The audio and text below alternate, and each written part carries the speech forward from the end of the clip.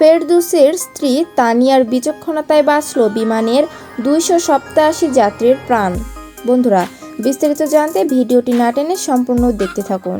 আর একটি বিশেষ অনুরোধ, আপনি যদি আমাদের চ্যানেলে নতুন হয়ে থাকেন তাহলে অবশ্যই চ্যানেলটিকে সাবস্ক্রাইব করে পাশের বেল আইকনটিতে ক্লিক দিয়ে রাখুন, যাতে এ ধরনের আপডেট নিউজ সবার আগে আপনি পেয়ে যান। ঢাকায় চলচ্চিত্রের জাতীয় চলচ্চিত্র পুরস্কারপ্রাপ্ত নায়ক ও ঢাকা 10 আসনের সংসদ সদস্য ফেরদৌস আহমেদের স্ত্রী ক্যাপ্টেন তানিয়া রেজার বিচক্ষণতায় ও সাহসিকতায় বেঁচে গেল বিমান বাংলাদেশ এয়ারলাইন্সের বোয়িং 786 থেকে 9 ড্রিমলাইনের উড়োজাহাজে থাকা 12 ক্রু সহ 287 যাত্রীর জীবন। শনিবার 20 জানুয়ারি বিকেলে বোয়িং 787 থেকে 9 ড্রিমলাইনার উড়োজাহাজ নিয়মিত ফ্লাইটে সৌদি আরবের দাম্মামে যাচ্ছিল। সবকিছু চলছিল ঠিকঠাকভাবেই। ঘণ্টাখানেক চলে সেটি দেশের আকাশসীমা পেরিয়ে ভারতের আকাশসীমায় প্রবেশ করে। এরপরই দেখা যায় বিপত্তি। ককপিটের কাছে উইন্ডো শিল্ড ফাটল চোখে পড়ে পাইলটের।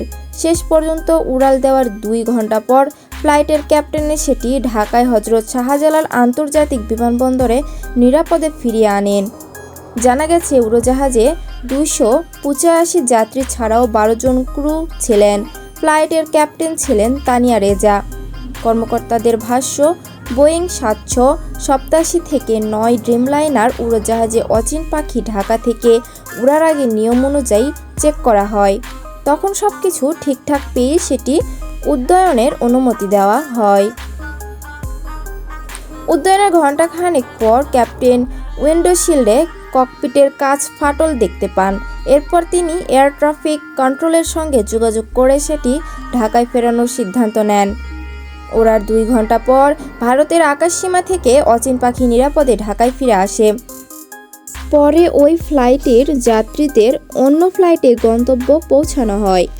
বিমান বাংলাদেশ এয়ারলাইন্সের মহাব্যবস্থাপক জনসংযম তহেরা খন্দকার গণমাধ্যমকে বলেন, উইন্ডোশিল্ডে ফাটল ধরা উড়োজাহাজটি হ্যাঙ্গারে রয়েছে।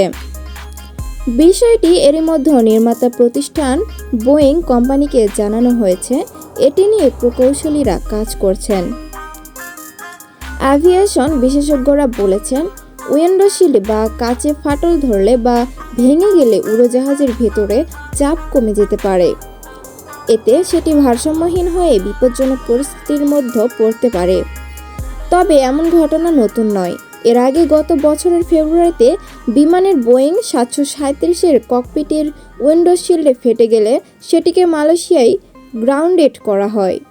ওই বছরের আগস্টে কাতারের উদ্দেশ্যে ছেড়ে যাওয়া আরেকটি বোয়িং ড্রিমলাইনার মাঝে আকাশে একই সমস্যার মুখোমুখি হয়। নিরাপদেই সেটিকে ভারতের আকাশসীমা থেকে ঢাকায় ফিরিয়ে আনা হয়েছিল। দেশের এই ঘটনা ছাড়াও চলতি বছরের 13 জানুয়ারি জাপানের অভ্যন্তরীণ রুটের একটি বোয়িং 737 থেকে 800 উড়োজাহাজ উড্ডয়নের পর মাঝে আকাশে উইন্ডোশিল্ডে ফাটল দেখতে পান পাইলট। পরে সেটি আবার হানেদা এয়ারপোর্টে নিরাপদে ফিরিয়ে আনা হয়। প্রসঙ্গত, 2019 সালের ডিসেম্বর বিমান বাংলাদেশ এয়ারলাইন্সের বহরে বোয়িং 787 থেকে 9 ড্রিমলাইনার উড়োজাহাজটি যুক্ত হয়। এর নাম দেওয়া হয় অচিন পাখি। এর আরও পরে সেটি ফ্লাইটে যায়। এতে অল্প সময়ের মধ্যে অত্যাধুনিক এই মডেলের উড়োজাহাজে ক্রুটি দেখা দেওয়ার বড় প্রশ্নের সৃষ্টি হয়েছে।